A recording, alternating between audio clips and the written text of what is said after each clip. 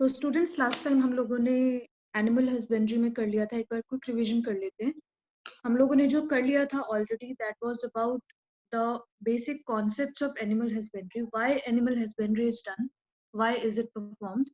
We started with cattle farming, cattle husbandry, जिसमें हमने पढ़ा था काउ, बफेलोज और डिफरेंट केटल ब्रीड्स के बारे में, कैसे उनकी फार्मिंग हम कर सकते हैं, उनसे क्या क्या प्रोडक्ट्स हमको मिल सकते हैं। बेसिकली हम केटल फार्मिंग मिल्क, मीट और लेबर के लिए यूज करने के लिए हम करते हैं।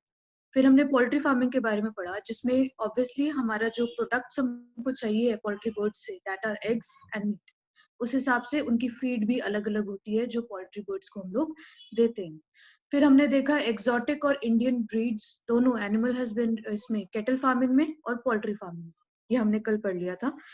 उसके बाद में हमने कुछ डिजीजेस थी in cattle farming also and in poultry farming also. Then we started with the fish production. हमने ये सीखा कि फिश प्रोडक्शन के लिए हम कौन कौन से सोर्सेस, कौन कौन से वाटर सोर्सेस से फिश को कैप्चर कर सकते हैं।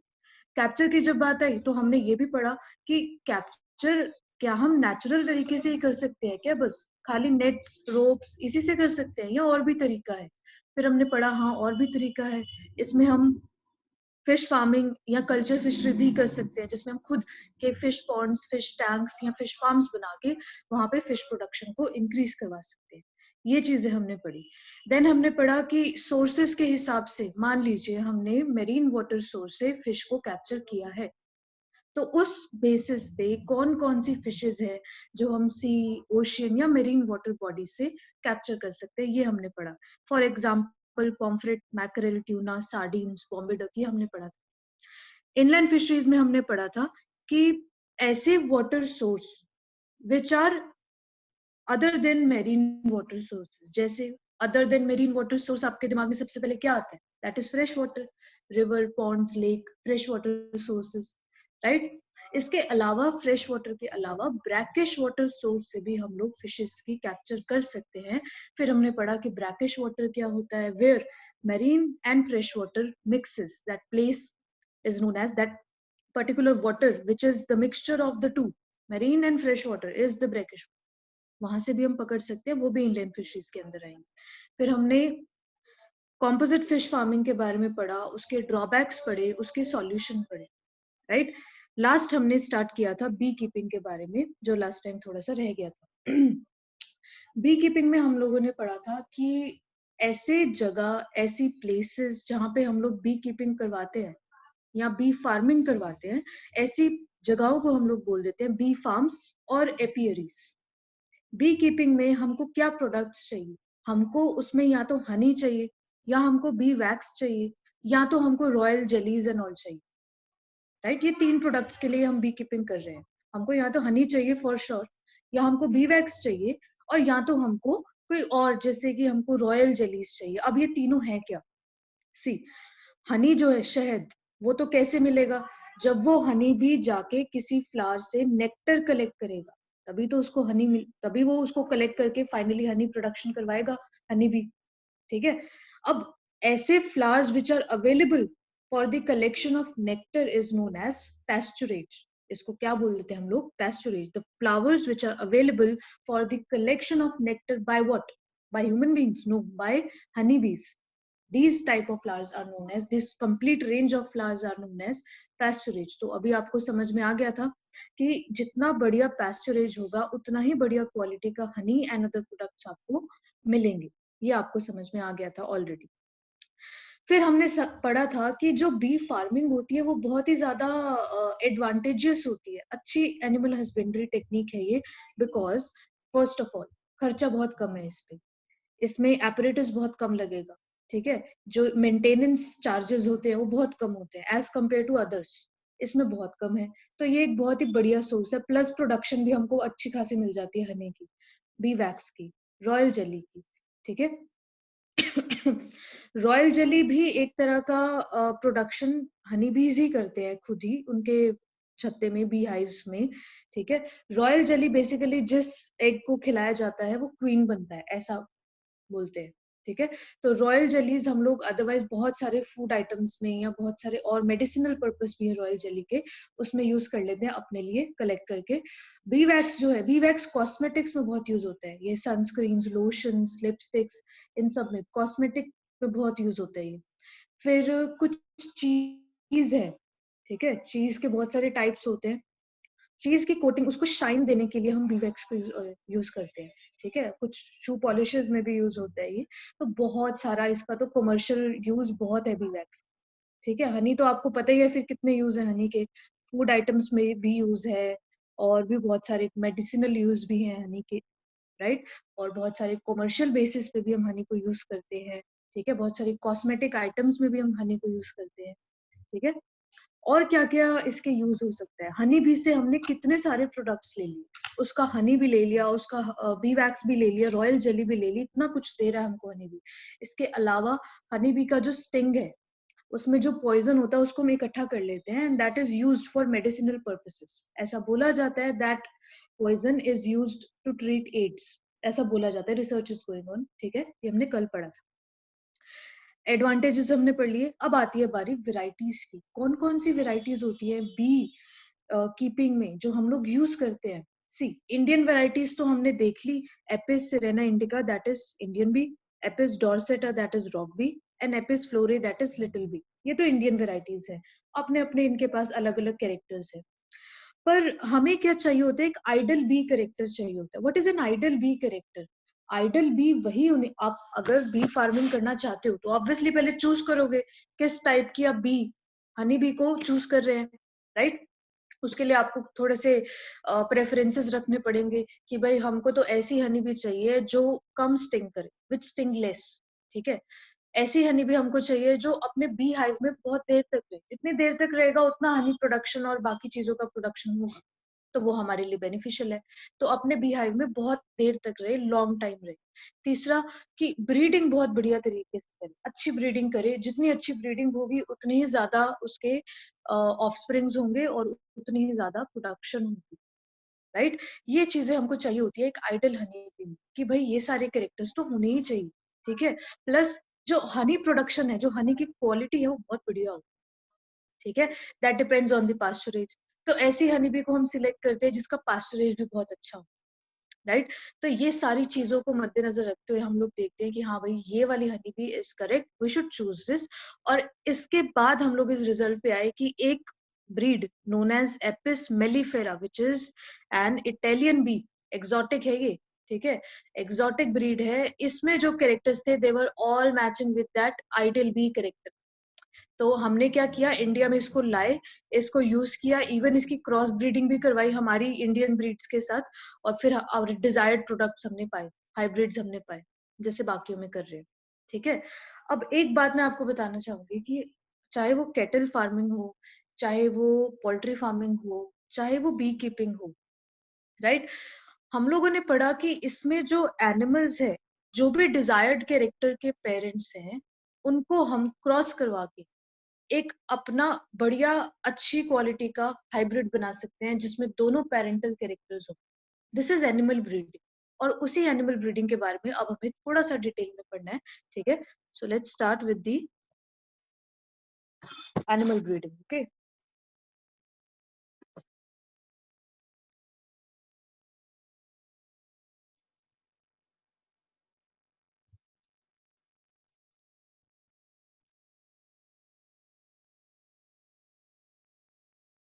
एनिमल ब्रीडिंग, एनिमल ब्रीडिंग पढ़ने से पहले आपको पता होना चाहिए ब्रीड क्या होती है, व्हाट इज अ ब्रीड। किसको आप ब्रीड बोलते हो? जैसे डॉग्स की ब्रीड आप बोल देते हो, राइट। हनी बी की ब्रीड आप बोल देते हो कोई ना कोई, राइट। व्हाट आर दीज, क्या है ये ब्रीड, क्या होता है ब्रीड, क्या है? It is a group of animal which are related by descent, मतलब उनका जो ओरिजिन है, उनके जो एंसेस्टर हैं वो भी सिमिलर हैं, प्लस उनके कैरेक्टर्स हैं वो भी सिमिलर हैं। ऐसे ऑर्गेनिजम्स जिनके एंसेस्टर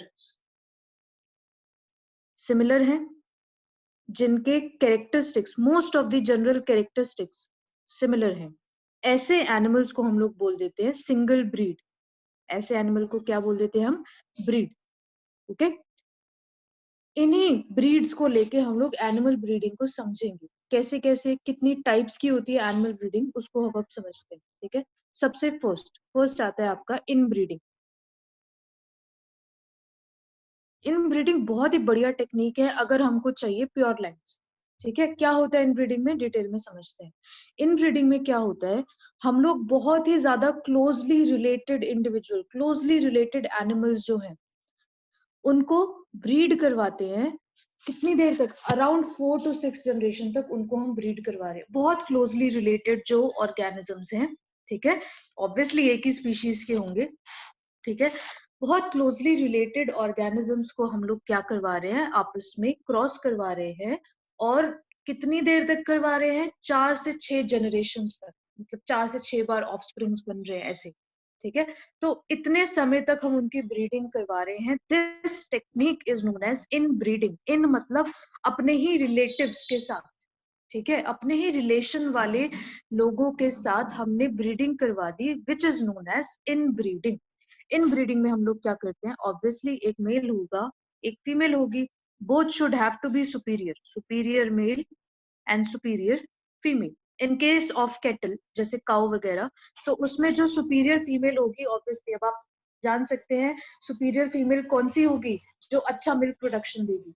ठीक है, अच्छा क्वालिटी का मिल्क देगी, ज्यादा देर तक मिल्क देगी, obviously that will be the superior quality in case of female cattle.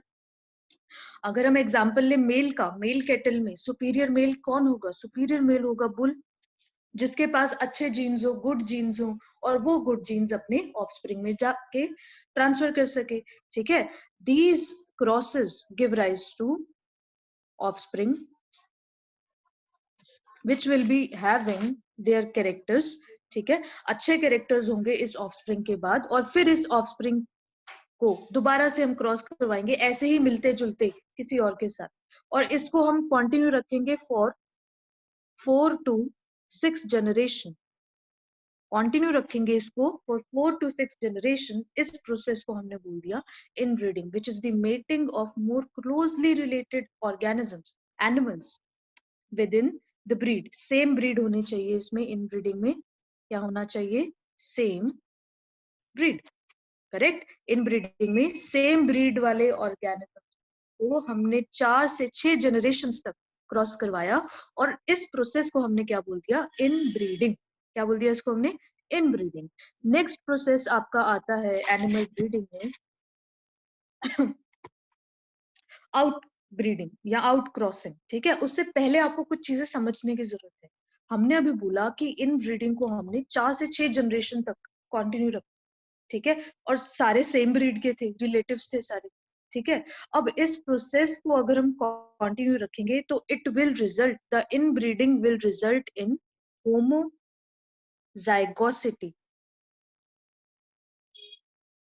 ठीक है, because nothing new is being added. कुछ ऐसे अलग ब्रीड या अलग स्पीशीज का तो आ नहीं रहा, राइट? कुछ अलग ब्रीड या अलग स्पीशीज के क्रॉस तो हम करवा नहीं रहे। ठीक है, अपनी ही ब्रीड के साथ हम क्रॉस करवा रहे हैं। ठीक है, तो कुछ नया तो मिलने से रहा आपको, तो ऑब्वियसली होमोजाइगोसिटी होगा, same same same same individuals आगे आगे आते रहेंगे। ठीक है, और क्या होगा इन ब्रीडिंग के बाद, इन ब्रीडिंग के बाद एक और चीज जो होती है कॉमन, दैट इज कि after in breeding for successive generations क्या होता है कि, क्योंकि ऑब्वियसली हम लोग सुपीरियर मेल और सुपीरियर फीमेल का ही ब्रीडिंग करवा रहे हैं, ऐसे रैंडम मेटिंग तो करवा नहीं रहे। ठीक है, अपने को सुपीरियर फीमेल चाहिए, सुपीरियर मेल चाहिए, राइट? अब सब सुपीरियर आप क्रॉस करवा रहे हो तो ऑब्वियसली सुपीरियर जीन्स और गुड जीन्स आपको मिलेंगे। ठीक है, एक्यूमुलेशन होगी अच्छे जीन्स की, सुपीरियर जीन्स की एक्यूमुलेशन होगी, एक प्लस पॉइंट है। ठीक है, होमोजाइगोसिटी भी अच्छा पॉइंट है। ठीक है, ठीक है, इसके ड्रॉबैक्स भी हम थोड़ी देर में देखेंगे, क्या ड्रॉबैक्स हो सकते हैं। तीसरा पॉइंट जो आता है इसका कि लगातार इन ब्रीडिंग करने की वजह से, कॉन्टिन्यूड इन ब्रीडिंग करने की वजह से क्या होगा, because nothing new is coming, right? So continued inbreeding results in the decrease in fertility। Successive generation तक बहुत देर तक हम इनब्रीडिंग करवा रहे हैं अगर, तो it will obviously result in the decrease in fertility as a result. Okay, plus जो प्रोडक्टिविटी है, वो भी डिक्रीज हो जाएगी, क्वालिटी डिक्रीज हो जाएगी। और ये जो ड्रॉबैक आपने देखा इन ब्रीडिंग का, जिसमें उसकी फर्टिलिटी भी डिक्रीज हो रही थी, जिसमें उसकी प्रोडक्टिविटी भी डिक्रीज हो रही थी, इस ड्रॉबैक को हम एक नाम दे देते हैं, that is known as inbreeding depression. ठीक है, depression is a negative thing, right? तो इन ब्रीडिंग ऑब्वियसली अच्छी टेक्निक है, गुड टेक्निक है, अगर हमको चाहिए प्योर लाइन। अगर हमको प्योर लाइन्स चाहिए, प्योर लाइन्स क्या होता है? प्योर लाइन्स होता है कि हमको same genes, same quality, same breed का ही अगर जीन्स चाहिए, अगर कैरेक्टर्स चाहिए, तो कराओ इन ब्रीडिंग, बिल्कुल कराओ। ठीक है, प्योर लाइन अगर हमको चाहिए तो बिल्कुल कराओ इन ब्रीडिंग। बट इन ब्रीडिंग अगर आप सक्सेसिवली बहुत देर तक करवा रहे हो, तो उससे नुकसान क्या होगा? उससे नुकसान ये होगा कि it can result in the decrease in fertility and productivity of that particular breed। ठीक है, और इसी के इलाज में, इसी के सॉल्यूशन में हमने क्या बोला कि अगर मान लो इन ब्रीडिंग डिप्रेशन हो गया है ना, अगर आप देख रहे हो कि अभी बहुत देर तक इन ब्रीडिंग करवाने के बाद आपके पास जो ऑफस्प्रिंग आ रहा है वो अच्छी क्वालिटी का नहीं है, मतलब उसकी फर्टिलिटी भी कुछ ज्यादा खास है नहीं और इतना प्रोडक्टिव भी नहीं है वो ऑफस्प्रिंग। अगर आपको ये दिख रहा है आफ्टर सो मेनी इनब्रीडिंग, अगर आपको ये रिजल्ट मिल रहा है कि offspring is not that good, up to the mark नहीं है, ठीक है, उतना सुपीरियर नहीं है अब ऑफस्प्रिंग, तो ऑब्वियसली इनब्रीडिंग डिप्रेशन हुआ है भाई। अब इसका सॉल्यूशन करना पड़ेगा। कोई बीमारी बीमारी तो नहीं है, बट एक तरह से आप देख सकते हो एक बीमारी है, उसका इलाज करना पड़ेगा। ठीक है, बीमारी का इलाज आप क्या करोगे? उसका सॉल्यूशन निकालोगे कुछ ना कुछ। सॉल्यूशन आपने क्या निकाला इसका कि आप करवा दो आउट क्रॉसिंग। एक तो था इन ब्रीडिंग, इन ब्रीडिंग बहुत बार किया तो हो गया इन ब्रीडिंग डिप्रेशन। इन ब्रीडिंग डिप्रेशन के सॉल्यूशन में करवा दो आउट क्रॉसिंग। ठीक है, अनरिलेटेड एनिमल के साथ अब ब्रीडिंग करवाओ इस ऑफस्प्रिंग की। ठीक है, ताकि उस अनरिलेटेड एनिमल के सुपीरियर जीन अब वापस से किसी और ऑफस्प्रिंग में आ सके और उसको कंटिन्यू कर सकूंगा। ठीक है, तो आउट क्रॉसिंग करवाओ, अनरिलेटेड ऑर्गेनिज्म के साथ अब ब्रीडिंग करवाओ। तो एक नई टर्म आ गई, दैट इज आउट क्रॉसिंग। अब आउट क्रॉसिंग या आउट ब्रीडिंग को समझ लेते हैं क्या होता है। ठीक है, सो नेक्स्ट टेक्निक आपकी आती है out breeding. Okay, out breeding is breeding of unrelated organisms। अब वो अनरिलेटेड कैसे हो सकते हैं? क्या वो दूसरी ब्रीड है या क्या वो दूसरी स्पीशीज ही है? उस हिसाब से हमने दो टेक्निक्स और बनाई। ठीक है, कि आउट ब्रीडिंग तो ठीक है, जनरली हमने पढ़ लिया, it is the breeding of unrelated organism, ये ठीक है। बट कितना अनरिलेटेड है, क्या एक्सटेंट है उसकी अनरिलेटेडनेस का, उस हिसाब से हमने दो और टेक्निक्स बनाई हैं इसी के अंडर जो आती हैं। दैट इज कि है तो सेम ब्रीड, ब्रीड तो सेम है, बट इसका कोई कॉमन एंसेस्टर नहीं है पिछले 4 से 6 जनरेशन तक।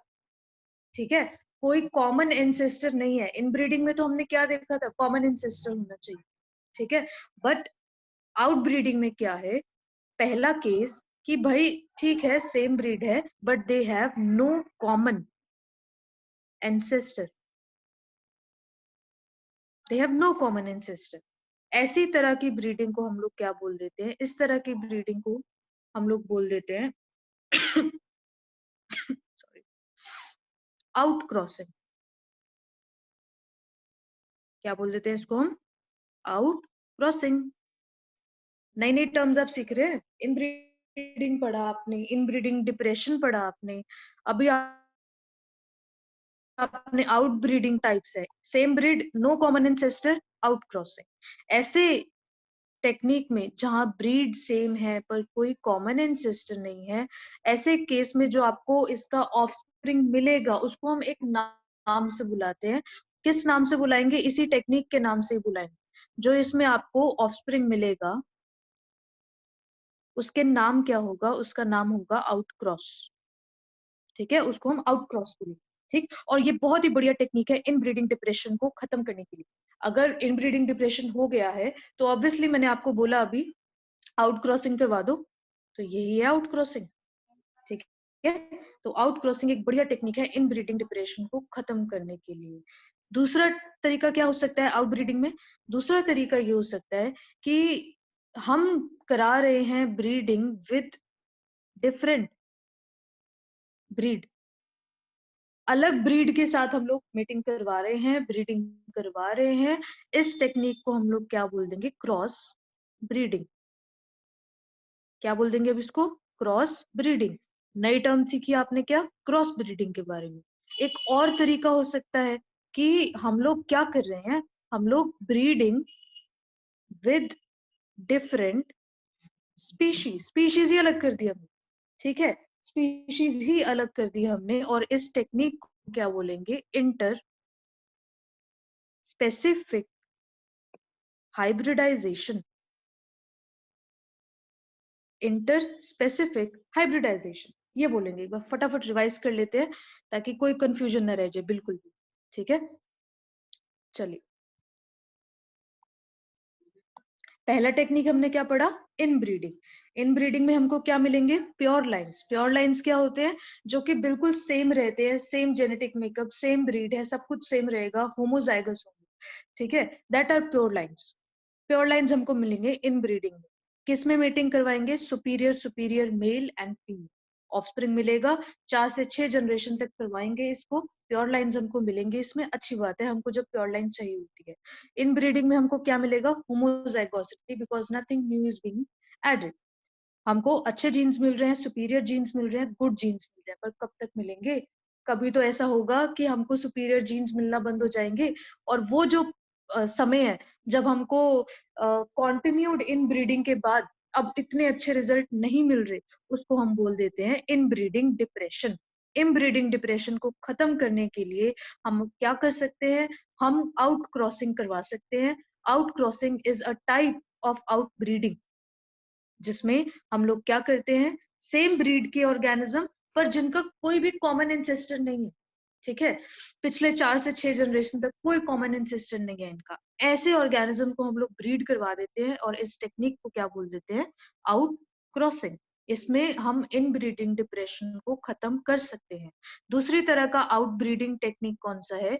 कि इसमें तो क्या था? आउट क्रॉसिंग में ब्रीड तो सेम थी ना, पर अब क्या किया हमने? ब्रीड ही डिफरेंट कर दी, डिफरेंट ब्रीड की क्रॉसिंग करवाई, ऑर्गेनिजम्स हैविंग डिफरेंट ब्रीड, उनकी क्रॉसिंग करवाई हमने, और उस टेक्निक को हमने बोल दिया क्रॉस ब्रीडिंग। क्रॉस ब्रीडिंग बहुत सिंपल है, ये तो याद है। अलग अलग ब्रीड है, उनका क्रॉस करवाया, क्रॉस ब्रीडिंग, ठीक है। एक और तरीका क्या है आउट ब्रीडिंग का? कि हम लोग स्पीशीज ही डिफरेंट कर दें। अभी तक तो चलो ब्रीड तक बात थी, अब तो स्पीशीज ही डिफरेंट होगी, ठीक है, ब्रीड तो स्पीशीज के अंडर आती है, राइट। अब तो हमने स्पीशीज ही अलग कर दी। अब स्पीशीज अलग कर दी तो उसमें हमने क्या बोला? It is known as when organism having different species are crossed or mated with each other, the process is known as interspecific hybridization, right? Example देख लेते हैं एक एक, आपको किस में मिलते हैं। सबसे पहले क्रॉस ब्रीडिंग के एग्जाम्पल देख लेते हैं, ठीक है। क्रॉस ब्रीडिंग का क्या एग्जाम्पल है? हमने क्या किया? हमने लिया एक बीकानेरी ईव्स, और हमने इसको क्रॉस करवाया मैरियानो राम से। इन दोनों को शीप की ब्रीड्स है ये, ठीक है, इन दोनों को क्रॉस करवाया, ये अलग अलग स्पीशीज है, ओके। और क्रॉस करवा के हमको जो मिला दैट वाज हिसारडेल, जो कि एक हाइब्रिड शीप हमको मिली है, और ये पंजाब में ब्रीडिंग हुई थी सबसे पहले, ठीक है। तो इसमें एक बढ़िया सी हाइब्रिड हमको मिल रही है हिसारडेल, जिसमें हमने क्या करवाया है कि अलग अलग ब्रीड्स क्रॉस ब्रीडिंग हो रही है, तो ब्रीड्स अलग अलग है, ठीक है, और अलग अलग ब्रीड्स की हमने क्रॉस करवा के क्या बनवाया है? एक हाइब्रिड बनवाया है। और इसमें हमने किसको कंसिडर किया था? शीप की ब्रीड्स को कंसिडर किया था। इंटरस्पेसिफिक हाइब्रिडाइजेशन का हम एग्जांपल देख लेते हैं। इंटरस्पेसिफिक हाइब्रिडाइजेशन में एग्जांपल आएगा आपका, जैसे horse female and donkey male, इन दोनों को करवाओ क्रॉस। स्पीशीज ही अलग है, ये तो हॉर्स अलग स्पीशीज है, डोंकी अलग स्पीशीज है, राइट। हॉर्स एंड डोंकी, इन दोनों को आप क्रॉस करवाओ and you will find a mule, right. Mule तो बहुत कॉमन है, ये तो पता ही होगा आप लोगों को, ठीक है, तो इसमें क्या है, डिफरेंट स्पीशीज को हम लोग क्या करवा रहे हैं, क्रॉस करवा रहे हैं, and this technique is known as interspecific hybridization. Clear, क्या बोला इसको हमने, इंटरस्पेसिफिक हाइब्रिडाइजेशन। फटाफट क्विक रिव्यू ले लेते हैं कि अभी तक हमने क्या पढ़ा है। अभी तक हमने पढ़ा है एनिमल ब्रीडिंग में क्या क्या टेक्निक्स हो सकती है। सबसे पहली जो टेक्निक हमने पढ़ी that was inbreeding, right. Inbreeding बहुत देर तक हो तो क्या हो जाएगा, इनब्रीडिंग डिप्रेशन। इनब्रीडिंग डिप्रेशन को खत्म करने के लिए क्या कर जा सकते हैं, क्रॉस ब्रीडिंग। तो इसी से दूसरी technique I that is out breeding. Out breeding different types की हो सकती है डिपेंडिंग ऑन कौन से ऑर्गेनिजम्स हम ले रहे हैं। अगर आउट ब्रीडिंग में हम सेम ब्रीड ले रहे हैं, breed is same, same breed, no common ancestor, तो इसको हम क्या बोल देंगे, आउट क्रॉस। दूसरे टाइप में breed is different but species are same, इसको हम क्या बोल देंगे, क्रॉस ब्रीडिंग। तीसरे टाइप में स्पीशीज इज डिफरेंट, स्पीशीज ही डिफरेंट कर दी हमने पूरी, स्पीशीज इज डिफरेंट, और इसमें हम क्या बोलेंगे, इसको इंटरस्पेसिफिक हाइब्रिडाइजेशन। जब दो ऑर्गेनिज्म जिनको हम मेट करवा रहे हैं, जिनकी हम ब्रीडिंग करवा रहे हैं, they are from different species, example horse and donkey, ठीक है, तो उसको हम क्या बोल देंगे, इंटरस्पेसिफिक हाइब्रिडाइजेशन। जब ब्रीड अलग है, स्पीशीज सेम है, ब्रीड अलग है, तो उसको हम क्या बोल देंगे, क्रॉस ब्रीडिंग। जब ब्रीड सेम है बट नो कॉमन एंसेस्टर, उसको हम क्या बोल देंगे, आउट क्रॉसिंग, ठीक है। और जब सब कुछ सेम है, ब्रीड सेम है, कॉमन एंसेस्टर है उनका, हमको प्योर लाइन चाहिए है, होमोजाइगोसिटी चाहिए है, तो किसको कंसिडर करेंगे, हम इन ब्रीडिंग को करेंगे। इन ब्रीडिंग में प्रॉब्लम क्या है, सब कुछ सही अच्छा चल रहा है पर लगातार इन ब्रीडिंग से फाइनली इनब्रीडिंग डिप्रेशन हो सकती है, जिसको फिर हमें सॉल्यूशन के तौर पे क्रॉस ब्रीडिंग करवाना पड़ेगा उस ऑप्शन को किसी और के साथ, ठीक है। तो this was all which we studied till now, okay. Next आपका आता है कि टेक्निक्स क्या, बोल तो दिया हमने कि इन ब्रीडिंग करवा दो, आउट ब्रीडिंग करवा दो, कैसे कराए, ठीक है। तो टेक्निक्स क्या क्या होती हैं, बेसिकली कुछ होती है जो लैब में हम लोग करवाते हैं, कंट्रोल्ड ब्रीडिंग एक्सपेरिमेंट्स, ठीक है, controlled breeding experiments. Control breeding experiments में जो आपको पढ़ना है वो सिर्फ दो ही तरह के, एनिमल के केस में दो ही तरह के आपको पढ़ने हैं। First is artificial insemination. Artificial insemination अगर आपको याद है तो आपने रिप्रोडक्शन चैप्टर में भी पढ़ा होगा, ठीक है, रिप्रोडक्शन इन ह्यूमन बींग्स, इसमें आपने पढ़ा होगा आर्टिफिशियल इंसेमिनेशन के बारे में। बहुत सारी एआरटीज आप उसमें पढ़ते हैं, आर्टिफिशियल रिप्रोडक्टिव टेक्नोलॉजी टेक्निक्स आप उसमें पढ़ते हैं बहुत सारी, एक्सक्यूज मी, उसी में आप आर्टिफिशियल इंसेमिनेशन भी पढ़ते हैं, उसको आप बाकी एनिमल्स पे भी जो एनिमल हस्बेंड्री में यूज कर रहे हैं उसमें भी अप्लाई कर सकते हैं, टेक्निक सेम, ठीक है। दूसरी टेक्निक है multiple ovulation embryo transfer technology, MOET, multiple ovulation embryo transfer technology. इसके तो नाम में ही इसका मतलब है पूरा, ठीक है।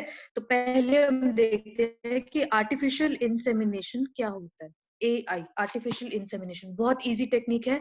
आप चूज करो पहले एक पेरेंट जो आपको चाहिए, एनिमल हस्बेंड्री में कोई भी एनिमल जो आप यूज कर रहे हैं उसमें आप कोई मेल पेरेंट चूज करो बढ़िया सा, ठीक है, और उस मेल पेरेंट के सेमेन कलेक्ट करो, सेमेन कलेक्ट करो, उसमें स्पर्म्स होंगे बहुत सारे, अच्छे वाले स्पर्म्स कलेक्ट करना है, ठीक है।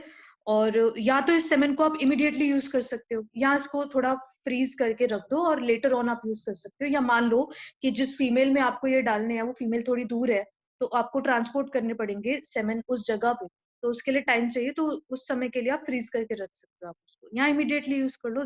दो ऑप्शन है आपके पास। मान लो इमीडिएटली यूज करना है तो आप क्या करोगे, सेमेन को लो और उसको फीमेल रिप्रोडक्टिव ट्रैक्ट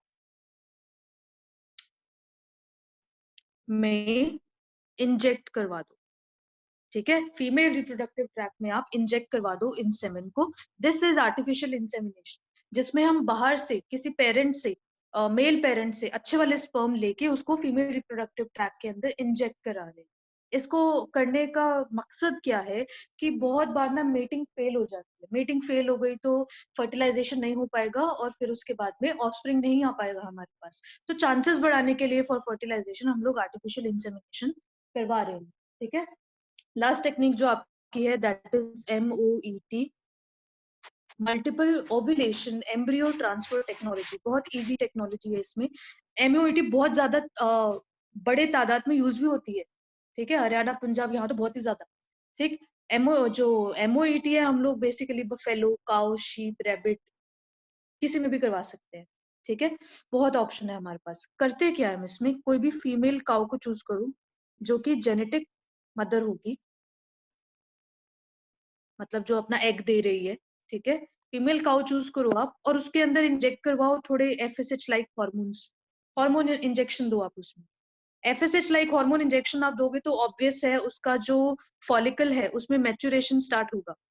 ठीक है, जो ओव्यूलेटरी फॉलिकल्स जो हैं उनमें मैच्योरेशन स्टार्ट होगा। ठीक है, और मैच्योरेशन स्टार्ट होगा तो जो वो हर महीने एक एग दे रही थी, एक या दो एग मान लो दे रही थी पर मंथ, एक एग दे रही थी। ठीक है, तो अब वो एक ना होके 6 से 8 अंडे देगी पर मंथ। ये तो बहुत बढ़िया बात है। ठीक है, तो हमको 6 से 8 एग्स मिल रहे हैं। Okay, right, from the particular that cow. उस काउ से हमको 6 से 8 एग्स, 6 से 8 ओवा अपने को बढ़िया क्वालिटी के ओवा मिल रहे हैं इस टेक्निक से, क्योंकि हमने FSH के इंजेक्शन दे दिए उसको। अब क्या करो कि इसमें से जो ये फीमेल है उसको मेट करवाओ किसी ना किसी बुल के साथ, बढ़िया बुल मतलब बढ़िया मेल के साथ उसकी मेटिंग करवाओ। एक तो ये, दूसरा ये कि आप उसमें आर्टिफिशियल इंसेमिनेशन करवा सकते हो। ठीक है, अब जैसे ही वो फर्टिलाइज्ड एग 8 से 32 सेल स्टेज में पहुंचेगा, वैसे ही आप उसको manually by hand non surgically cow के फीमेल रिप्रोडक्टिव ट्रैक है उसमें से निकाल के आप किसी सरोगेट मदर में डाल दो। ठीक है, तो हमने किया क्या है, जो इसमें जेनेटिक मदर थी जो अपना एग दे रही थी, now it is producing 6 to 8 eggs पर राउंड, पर साइकिल 6 to 8 एग्स, बहुत बड़ी बात है। ठीक है, ड्यू टू दिस MOET। अब ये 6 से 8 एग्स जो है, अब क्या करवाएंगे हम इस काऊ को, या तो मेट करवा दें किसी बुल के साथ या तो हम इसमें आर्टिफिशियल इंसेमिनेशन करवा दें। दो टेक्निक्स हैं। ठीक है, और जितने भी फर्टिलाइज्ड एग हमारे पास आएंगे उसके जब 8 to 32 सेल स्टेज होगा उसको निकाल के हम किसी न किसी सरोगेट मदर्स में डाल देंगे, किसी और काऊ में उसको ट्रांसफर कर देंगे। ठीक है, हर एक एग। तो इस तरह से अब ये तो फ्री होगी, इसके अंदर से हमने एग निकाल दिया। अब ये तैयार है दूसरे राउंड ऑफ एग प्रोडक्शन के लिए। ठीक है, दोबारा से ओवर प्रोड्यूस करने के लिए तैयार। तो इस तरह से हम क्या कर सकते हैं, कम समय में बहुत सारे हमारे पास ऑफस्प्रिंग्स आ सकते हैं। ठीक है, सरोगेट मदर में डालते रहो कोई भी अदर जो मदर है, ठीक है, जो काफ प्रोड्यूस करेगी। ओके, उस सरोगेट मदर में आप डाल दो, जेनेटिक मदर तो यही रहेगी पर उसको अच्छे से हमने 8 से 32 सेल स्टेज में उसमें से निकाल के फर्टिलाइज्ड एग है किसी सरोगेट मदर में डाल दिया। तो इस टेक्निक से हमें कम समय में बहुत ज्यादा प्रोडक्शन हमारे पास हो सकता है। ठीक है, और सरप्लस अमाउंट ऑफ ऑफस्प्रिंग्स हमारे पास आ सकते हैं, प्रोडक्शन इंक्रीज हो सकते हैं कितने ज्यादा बड़े अमाउंट। तो बहुत बढ़िया टेक्निक है ये MOET। ठीक है, तो ये दो टेक्निक्स थी। This was all for today's lecture, thank you. Next class में हम लोग स्टार्ट करेंगे about the plant breeding techniques. Plant breeding कैसा होता है, एनिमल ब्रीडिंग तो कर लिया, अब प्लांट ब्रीडिंग रह गया और क्यों करते हैं प्लांट ब्रीडिंग, ये सब हम पढ़ेंगे in the next lecture. Thank you.